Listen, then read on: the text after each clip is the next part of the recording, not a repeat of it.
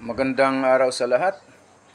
The YouTube channel of the Fraternal Order of Eagles, Limbas Law Corner is back to once again render public service in the field of law for our countrymen or yung aming pagbabahagi ng kaunting kaalaman sa larangan ng batas para sa sambayan ng Pilipino.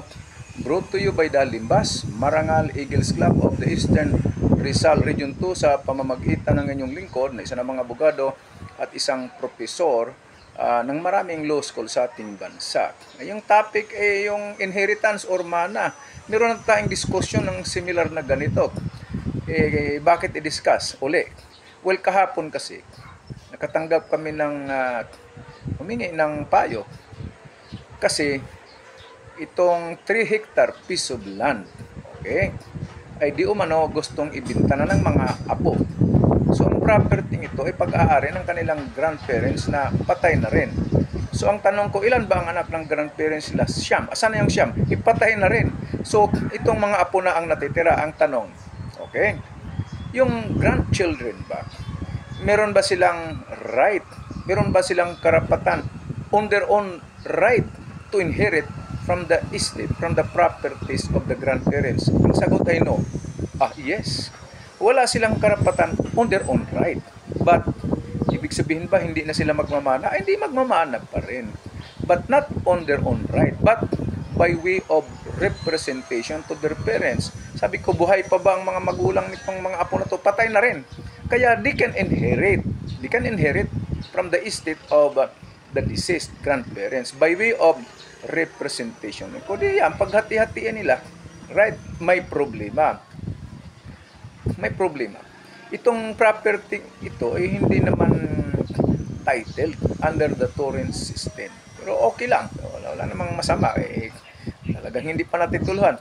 Pero ang problemang sumisingit, may nakikialam. Di umano, caretaker. Di umano.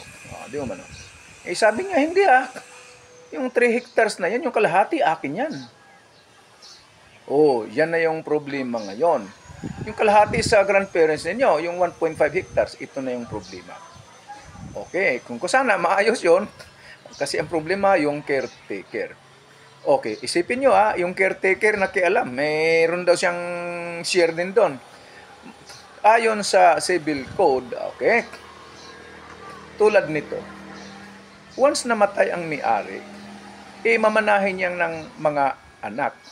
Yung mga anak na yan, dahil present yung mga anak, buhay, it will exclude other relatives. Like, halimbawa, yung kapatid ng namatay, ay alis kayo dyan kasi may mga anak, sila ang magmana. Ipapano dito? Ipatay na rin yung mga anak. Ay, may mga apo. Yun na yung apo, ulit na natin. Magmamana sila by way of representation. Yung problema, ito, may kasali din daw siya, itong caretaker. Well, kung mana ang pag-uusapan, lahat ng kamag-anak, yung mga collateral relatives like yung kapatid, mga pamangkin, nako, walang na, hindi sila kasali dyan. Lalo na ito, isang caretaker, hindi kasali. Kaya lang, hindi ko naman alam ano talaga bakit itong caretaker ay nakikialam. Hindi natin alam ano talaga yung pulot dulo nun. Sana, nakapaglingkod na naman itong Limbas Marangal Eagles Club of the Eastern Rizal Region 2. Maraming salamat. Magandang araw sa lahat.